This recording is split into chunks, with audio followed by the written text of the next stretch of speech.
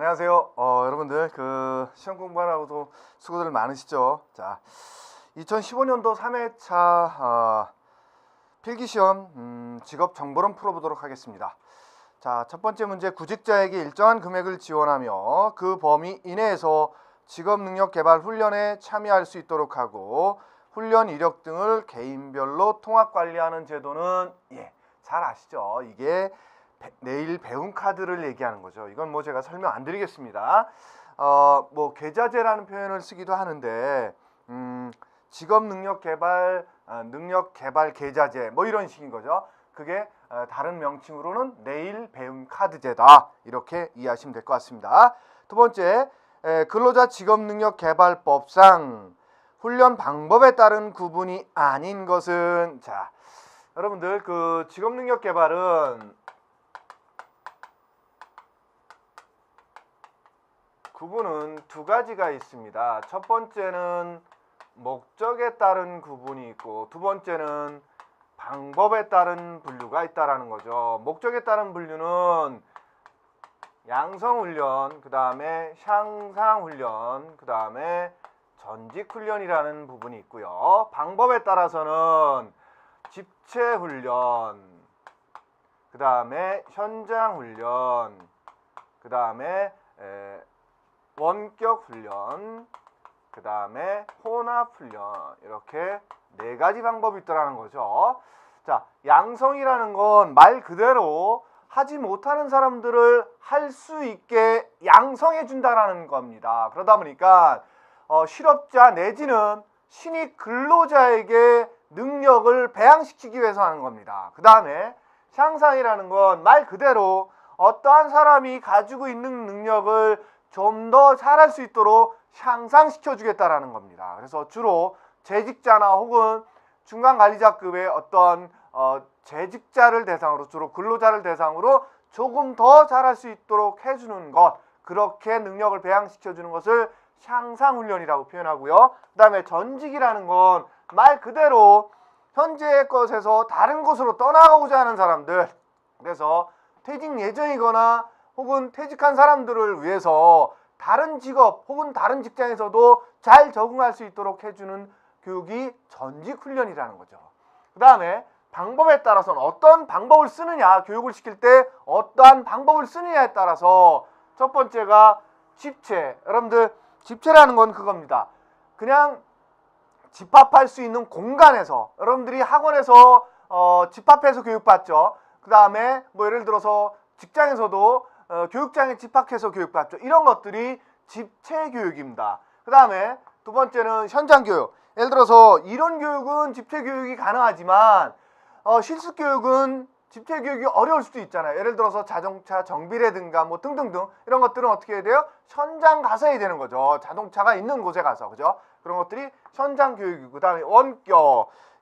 제가 이제 가까이 살질 못해요. 학원 가까이 살지 못하다 보니까 내가 예를 들어서 강원도 산거리나 섬에 산다. 그러면 어떻게 할 것 같습니까? 이렇게 동영상 강의 내지는 혹은 뭐 다른 뭐 도서 책을 보내줘서 교육을 시킨다든가 이런 식으로 해서 그것 멀리 있는 사람에게 교육을 시킬 수 있는 방법이 원격 훈련이고요. 그 다음에 이런 것들을 이 세 가지 중에 최소한 두 가지를 묶어서 하는 걸 혼합 훈련이라 표현한다라는 거죠. 이렇게 방법에 따라서는 네 가지가 있고 목적에 따라서는 세 가지가 있다라는 거 구분해서 알아두시길 바랍니다. 그래서 이 문제는 훈련 방법에 따른 구분이 아닌 것은 했으니까 향상훈련. 그래서 이건 목적에 따른 구분이죠. 그래서 2번입니다. 다음은 한국표준직업분류의 대분류 항목과 직능 수준과의 관계를 바르게 짝지어진 것은, 이거 제가 제 강의에서 본서 강의할 때 굉장히 얘기했던 부분이 직능 수준과 표준직업분류 대분류와의 연계는 반드시 알아둬라 얘기했었습니다. 그래서 직능 수준 1직능이 있고 2직능이 있고 3직능이 있고 4직능이 있겠죠. 그 다음에 정규교육 수준, 초등교육 수준이죠. 초등교육. 그 다음에 중등교육 수준. 여기가 중등이라고 했을 때 여러분들 중학교만 얘기하는 거 아닙니다. 중고등학교를 다 포함하는 게 중등교육이고요. 고등교육은 고등학교가 아니라 대학을 가리키는 게 고등교육입니다. 그래서 중등교육, 그러니까 중고등학교 정도 나오면 된다라는 거죠. 그 다음에 3수준은 중등교육 플러스 추가적인 교육 1, 3년이 필요하다라는 거죠. 그 다음에 4직능 수준은 최소한 학사 이상이라는 거죠. 그 다음에 표준직업분류, 한국 표준직업분류 대분류와의 연계, 대분류와는 어떻게 되느냐. 제1직능 수준은 9번 단순노무 종사자, 다음에 제2직능 수준은 3번 서비스 종사자부터 시작해서 8번 그 기능과 관련된 종사자, 여기까지가 2직능 수준이고요. 3과 4직능 수준은 1번 관리자, 2번 전문가 및 관련 종사자, 이렇게 1과 2가 3직능과 4직능이 같이 묶여져 있고요. 자, 또 하나 중요한 거, 직능 수준과 무관한 거. 직능 수준과 무관한 게 있죠. 그게 뭘까요? 예, 여러분들 뭘까요? 기억 안 나세요? 예, 군인입니다. A, 군인입니다. 예, 군인. 군인은 1직능 수준을 가지고 있든 4직능 수준을 가지고 있든 아무런 상관이 없다라는 거죠. 물론 4직능 수준에 속하는 사람들은 주로 뭐 작전을 세운다든가 혹은 뭐 어떤 그 고위직급의 군인이 할 수 있고, 뭐 1직능 수준 상관없겠죠. 현장에서 내가 발로 뛰는 걸로 하면 되는 거예요. 보병이 됐든 뭐 그 다음에 공병이 됐든 뭐가 됐든 간에 그런 쪽에서의 군인도 할 수 있다라는 거죠. 직업군으로서. 그래서 1직능이든 4직능이든 무관하다. 그래서 군인은 직능 수준과 무관하다라는 거죠. 그래서 이 한국 표준직업분류 대분류와 직능 수준과의 연계는 반드시 좀 알아둬라. 이게 2차 시험에서도 나왔었다라는 거죠. 예. 다음은 무엇에 대한 설명인가? 예, 그러면 상번의 정답 뭐겠어요, 여러분? 1번이죠. 예. 전문가와 관련 종사자가 어디입니까? 예, 여기죠. 여기가 무슨 직능이에요? 3과 4직능인 거죠. 그러다 보니까 1번이 정답인 거죠. 다음에 4번, 다음은 무엇에 대한 설명인가? 근로자를 강원하지 않고 고용을 유지하거나 실직자를 채용하여 고용을 늘리는 사업주를 지원하여 근로자의 고용 안정 및 취약계층의 계층인데 계층이라고 오타가 좀 났네요. 계층의 고용 촉진을 지원한다. 그죠? 그래서 그 취약계층의 어쨌든 고용 안정 사업입니다, 이게. 그래서 여러분들 고용보험 사업에는 크게 세 가지가 있습니다. 크게는 세 가지인데, 첫 번째가 고용 안정 사업이 있고, 네 가지라고 봐야 되겠네. 그리고 근로자 직업 능력 개발 사업이 있고,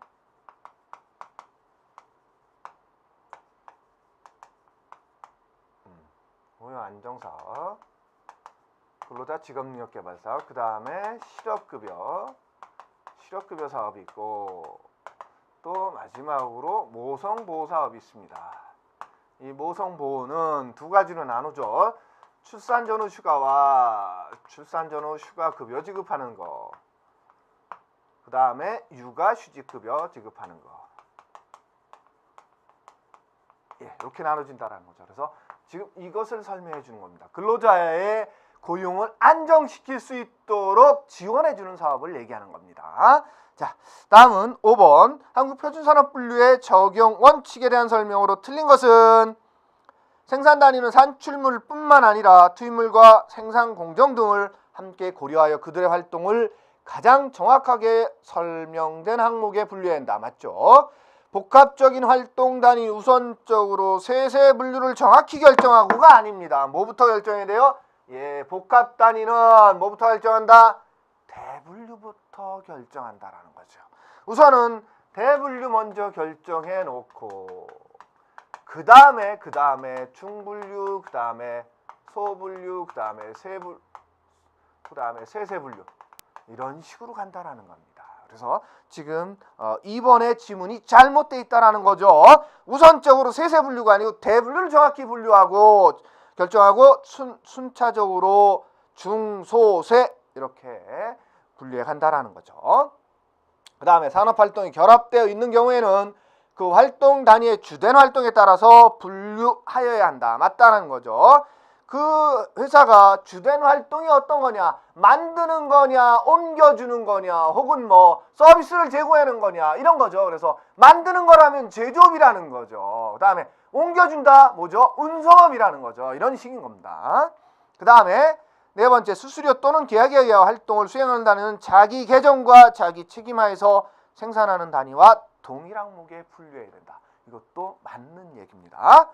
다음 6번, 경제활동 인구에 대한 설명으로 틀린 것은 매월 15일이 포함된 일주간이 실제 조사 주간이다. 아닙니다. 사실은 15일이 속한 그 날짜에 대해서 조사하는 건 맞습니다. 그러나 자, 경제활동 인구 조사는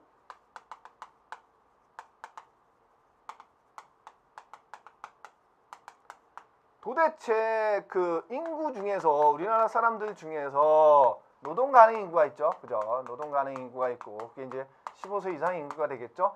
그 인구 중에서 경제활동에 참여하는 사람은 얼마고, 경제활동 인구는 얼마고, 그렇지 않은 비경제활동 인구는 얼마나 되는가라는 걸 조사하는 게 경제활동 인구. 그래서 여기서 나오는 것들이 뭐다? 실업률이다, 취업률이다, 혹은 뭐 고용률이다, 이런 것들을 조사하는 거죠. 그럴 때 매월 15일이 속한 주를 조사하는 건 맞습니다. 그러나 언제 조사하느냐? 그 다음 주에 조사한다라는 거예요. 아시겠죠? 예를 들어서 이런 거예요. 자, 뭐 1월인데 뭐 15일이 1, 2, 3에서 첫 번째가 7일까지 있고, 두 번째 주가 14일까지 있고, 세 번째 주가 그러면 20일이니까 여기가 15일인, 이 세 번째 주를 조사해야 되겠죠. 15일이 속했다면. 그럼 어쨌든 이 15일이 속한 주 다음 주에 조사한다라는 거예요. 그 주에 조사하는 게 아니라. 왜? 그 주에 조사하면 그 날이 속할 수도 있잖아요. 그러니까 어쨌든 그게 한 주 지나서 조사합니다. 15일이 속한 주. 지난주에 당신은 취업하고 있었나, 일하고 있었나요? 쉬고 있었나? 이런 식인 거죠. 네, 그래서 첫 번째 지문이 잘못되어 있습니다. 그 다음에 공익근무요원과 외국인은 조사 대상에서 제외합니다. 공익근무뿐만 아니라 경제활동 인구에서 제외되는 사람들이 어떤 사람들이 있냐면 병역 의무 중인 사람들. 그래서 공익근무요원도 병역인 거죠. 그 다음에 실제적으로 군인, 그러니까 병역에 대한 군인이에요. 직업군인이 아니라. 그 다음에 지금 나왔던 것처럼 공익도 그렇고, 그 다음에 어떤 사람들, 재소자, 예, 교도소에 가 있는 사람도 조사하지 않습니다. 예, 그런 식으로 이런 몇 개 부분에 외국인도 조사 대상에서 제외하고요. 자, 그런 식인 거죠. 한국 사람에 대해서만 조사하는 거니까. 그 다음에 조사 담당 직원이 조사 대상 가구를 직접 방문해서 면접 조사한다라는 거죠. 그 다음에 조사 결과의 발표 기관은 통계청입니다. 통계청에서 하는 거예요. 예. 그 다음에 7번, 한국 직업 사전의 직업 코드 기준은 뭐냐 이거죠. 예. 한국 직업 사전의 직업 코드 기준은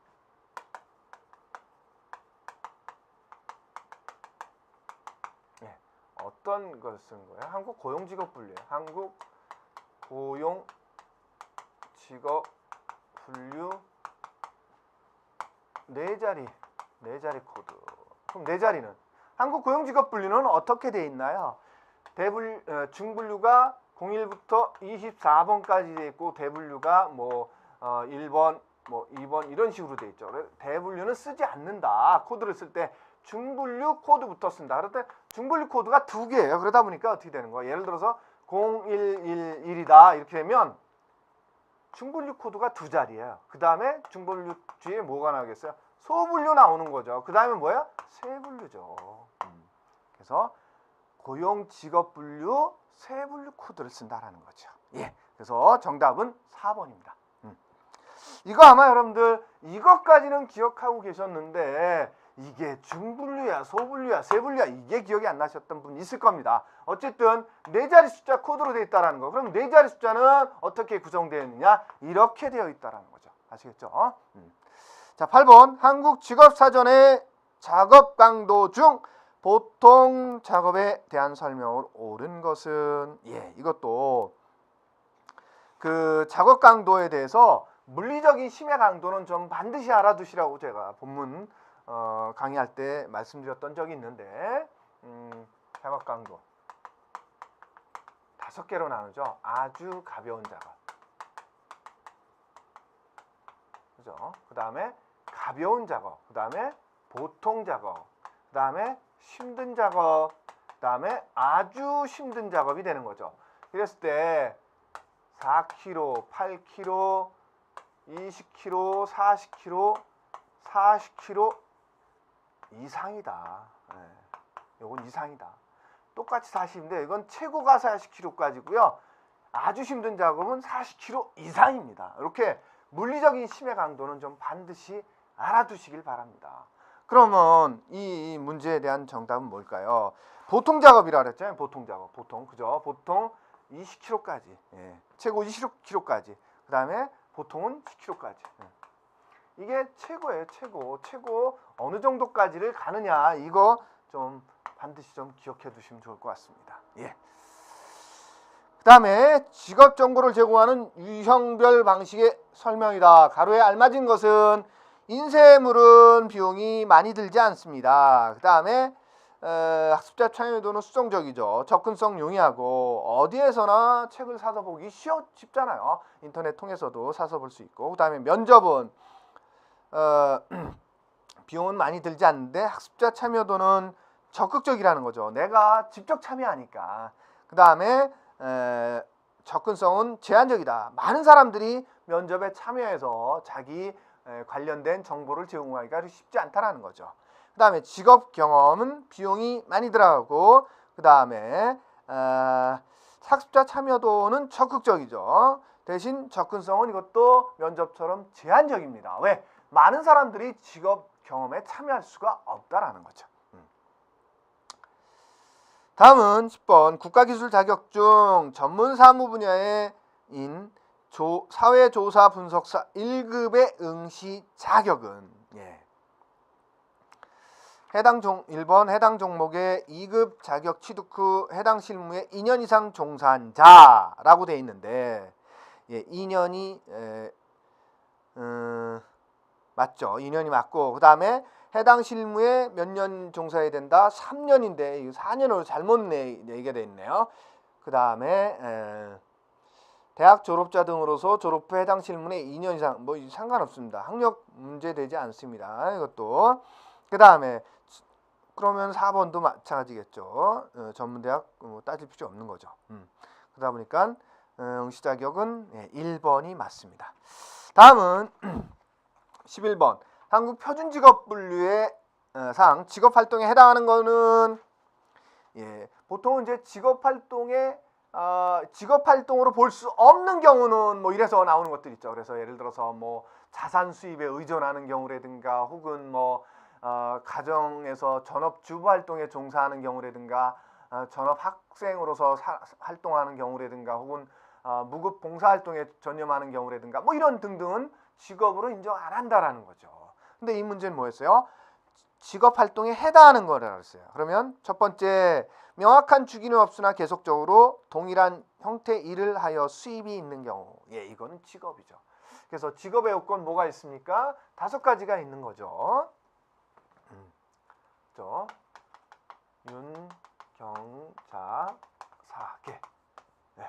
윤리성, 경제성, 자율성, 그 다음에 사회성, 그 다음에 계속성. 여기 지금 계속성에 속하는 거죠.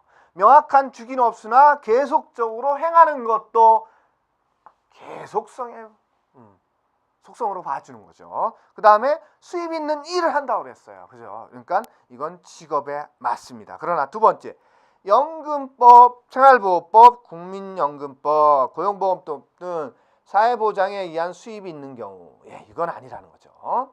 그 다음에 이자나 주식배당, 임대료 등과 같이 자산 수입에 의존하는 경우도 직업으로 볼 수 없고요. 그 다음에 예금 인출이라든가 보험금 수취 또는 차용 또는 토지나 금융재산을 매각하여 수입이 있는 경우, 이것도 직업활동으로 보지 않죠. 그 그다음에 12번 한국표준산업분류상 이거 제가 지금 잘못 읽었듯이 여러분들도 시험 문제 풀어가셔가지고 산업분류와 직업분류 잘못 읽거나 잘못 이해해서 문제 헷갈리시면 안 된다는 거 잘 보셔야 돼요.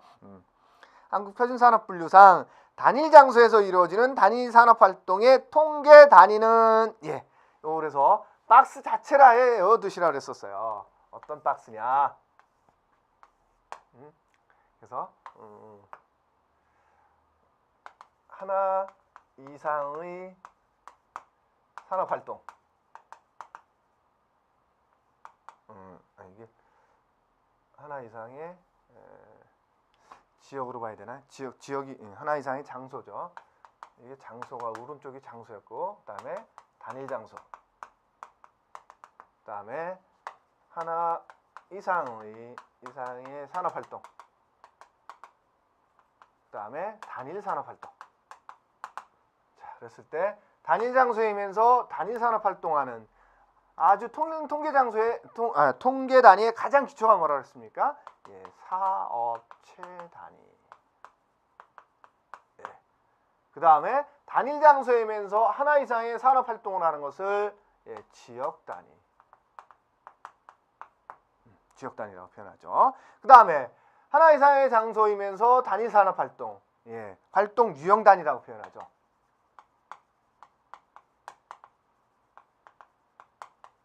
그 다음에 하나 이상의 장소이면서 하나 이상의 산업활동을 한다.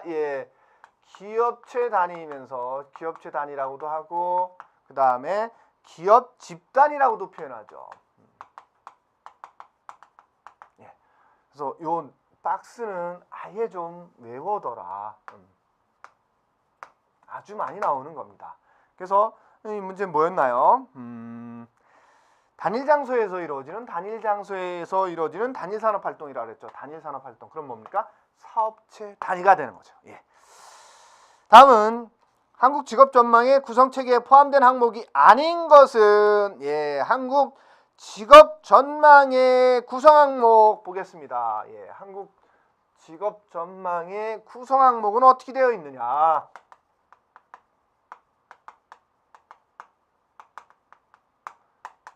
첫 번째는 하는 일이라는 거죠.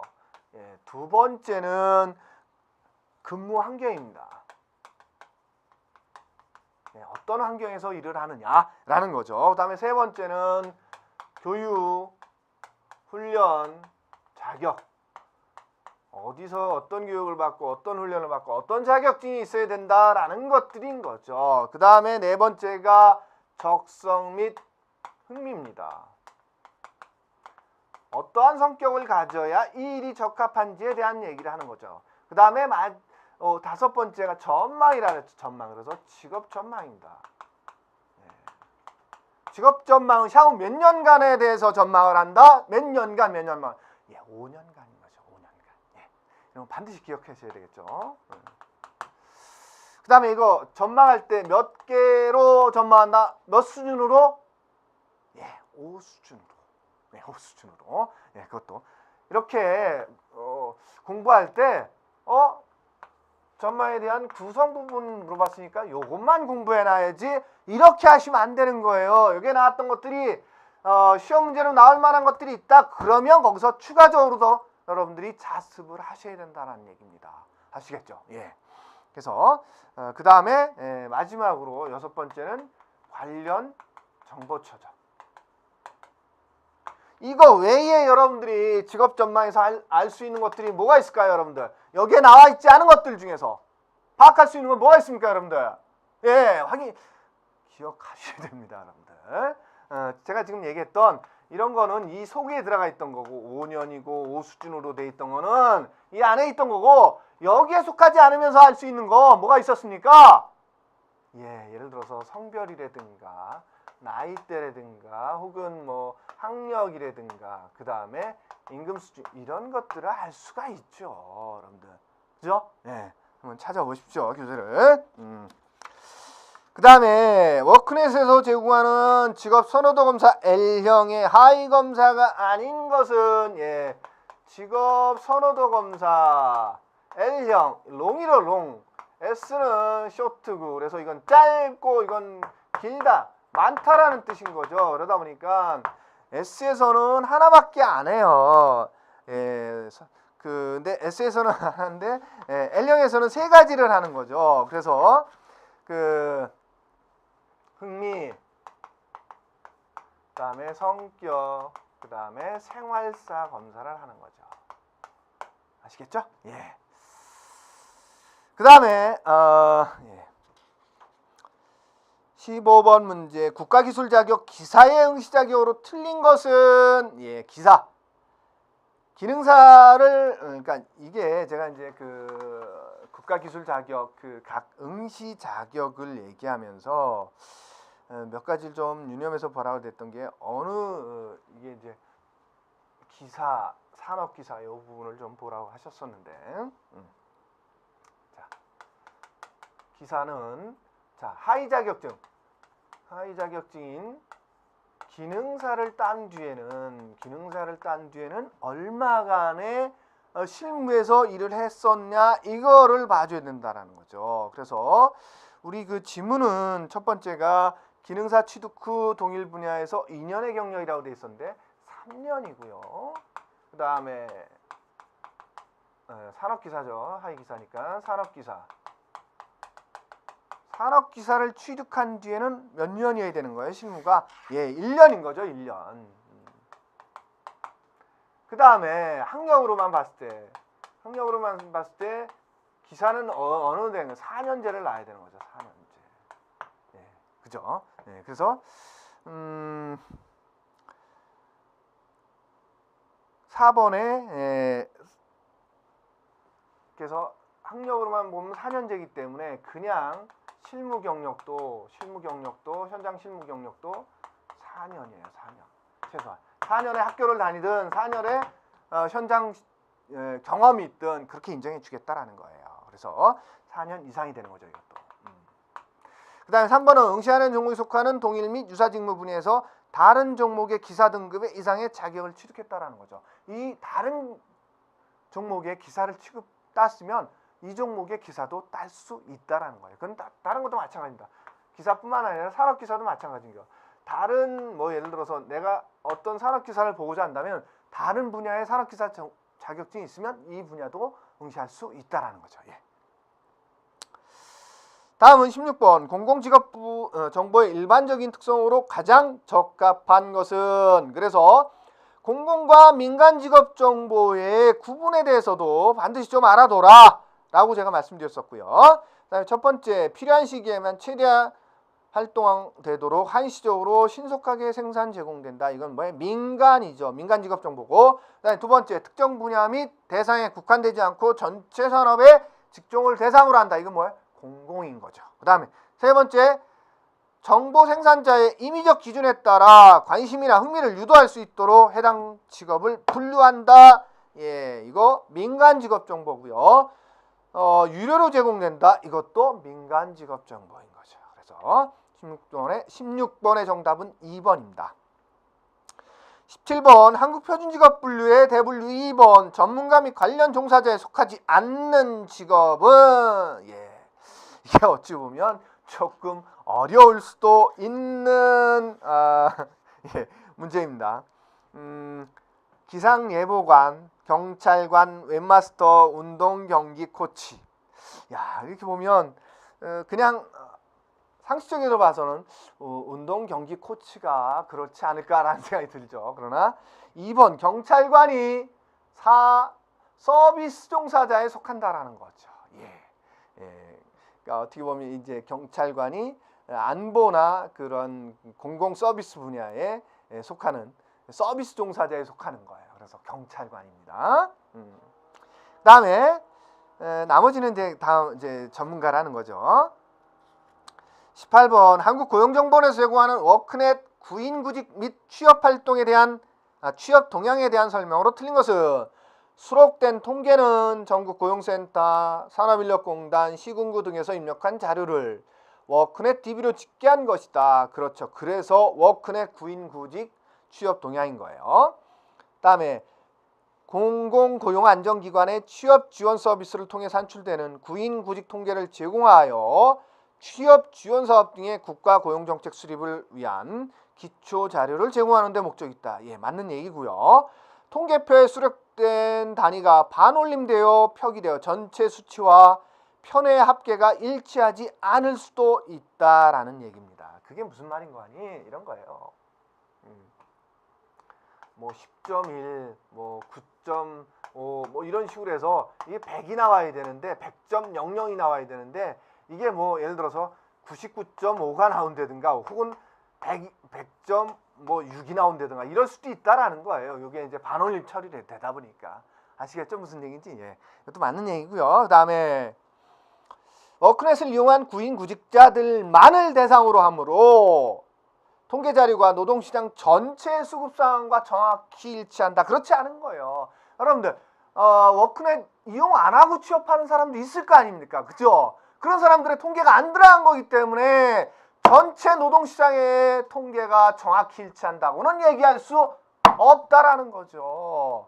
결국은 예를 들어서 전 국민이 한 80%만이 워크넷을 이용하고 나머지 사람들은 그냥 민간 사이트를 이용하더라 하고 뭐 헤드헌팅 업체에 가더라 뭐 직업 소개서 가서 직업 소개 받더라 이러면 20%는 빠져있다라는 거죠. 그러니까 전체 노동시장의 통계가 아니다라는 거예요. 아시겠죠? 다음 표에 2012년 7월의 고용동향에 대한 분석으로 틀린 것은 실업자 및 실업률과 관련된 데이터라는 거고 이게 고용동향이란 매월 나오는 데이터예요. 이게 그 다음에 단위는 1000명 퍼센테이지 그 다음에 전년 동월 대비라는 게 있어요. 기준이 뭐예요? 전년 동월 대비 얼마나 늘고 얼마나 줄었냐를 얘기하겠다라는 거예요. 증감을. 그러면 자 표를 보겠습니다. 2011년 7월과 2012년 6월이다. 그러면 전년 대비 예를 들어서 2011년 대비 2012년이 얼마나 증가했냐 혹은 오른쪽에 2012년 7월 그러면 2011년 7월 대비 2012년 7월 1년이 지난 시점에서는 얼마나 증가했느냐를 얘기하겠다라는 거예요. 아시겠죠? 그러면 첫 번째 실업자는 79만 5천 명으로 전월 대비 4만 2천 명 감소하였다. 자 어떻게 되나요? 2012년 7월이 79만 5천 명이죠. 단위가 뭐라 그랬습니까? 단위가 1000명이라 했으니까 맞는 거죠. 그러면서 증감이 어떻게 되는 거예요? 증감률이 마이너스 5%이니까 4만 2천 명 감소했다라는 거죠. 증감은 숫자고 증감률은 비율인 겁니다. 그렇죠? 맞는 얘기죠.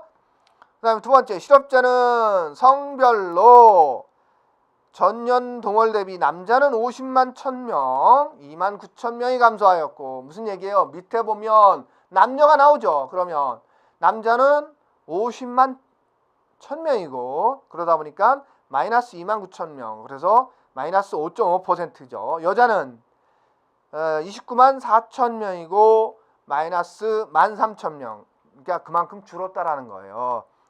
실업자가 줄었다라는 거죠. 그럼 취업자가 늘었겠죠.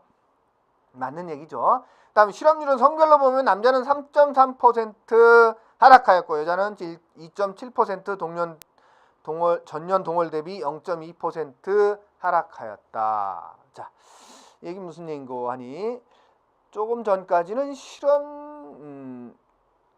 남녀 실업자에 대한 것들을 봤고 자, 그 밑에 나오는 실업률에 관한 게 나오죠. 실업률, 실업자가 아니라 이제 실업률인 거죠. 그 박스 아래쪽에가 실업률이죠. 그 위에가 실업자였다면 자, 남자가 어떻게 되는 거예요? 남자가 3.3% 그죠? 2012년 7월 밑으로 중간쯤에 보면 3.3%로 돼 있죠. 그 다음에 마이너스 0.3%였고 여자는 2.7%이면서 마이너스 0.2%인 거죠. 그 맞는 얘기죠. 그 다음에 4번 계절 조정 실업률은 3.1%로 전월 대비 0.1% 하락하였다. 이게 기준이 뭐라 그랬습니까? 전년 대비라 그랬습니다. 전월 대비 아닌 거예요. 그래서 자 계절 조정률 감안했을 때 어떤 얘기나 실업률 그 데이터의 오른쪽에 보면 3.1과 마이너스 0.2%가 나오는데 이건 어떤 거 대비다? 전월 대비가 아니고 전년 대비라는 거예요. 전년 대비. 그래서 4번의 설명이 잘못되어 있다라는 거예요. 아시겠죠? 예. 자, 다음은 20번. 한국 표준직업분류의 포괄적인 업무에 대한 직업분류 원칙에 해당하지 않는 것은 해서, 자, 직업분류 원칙 다룰 때 꼭 두 가지를 좀 같이 알아둬라. 그래서 두 가지가 뭐냐? 포괄적인 직업 종사자도 있고, 그죠? 그 다음에 다수 직업 종사자도 있었죠. 포괄적인 업무 종사자죠. 이건 업무 종사자. 그래서 포괄적인 업무 종사자일 경우에는 어떻고 다수 직업 종사자에는 어떻다. 이걸 좀 두 가지를 같이 좀 묶어서 알아두면 조금 헷갈리지 않을 겁니다. 그래서 첫 번째 포괄적인 업무 종사자는 주된 직무 우선. 두 번째는 최상급 직능 수준. 그 다음에 세 번째가 이제 생산 업무 우선이었죠. 그 다음에 다수 직업 종사자에 대해서는 뭐가 제일 우선입니까? 제일 첫 번째는 어떤 직업을 그 사람의 직업으로 선정해 주고 여러 개의 직업을 가지고 있을 경우에 뭐다? 예, 시간인 거죠. 취업 시간. 그 다음에 두 번째는 뭐다? 수입입니다. 수입. 예. 세 번째는 뭐다? 예, 조사 시점 대비. 조사 시점 대비 어떻다? 최근 직업이다. 예. 네. 그래서 이 두 가지를 좀 묶어서 알아둬라라는 거죠. 아시겠죠? 예. 그렇게 해서 직업정보론 2013년도 3회차 기출문제를 모두 풀어봤습니다. 여러분들 수고하셨어요.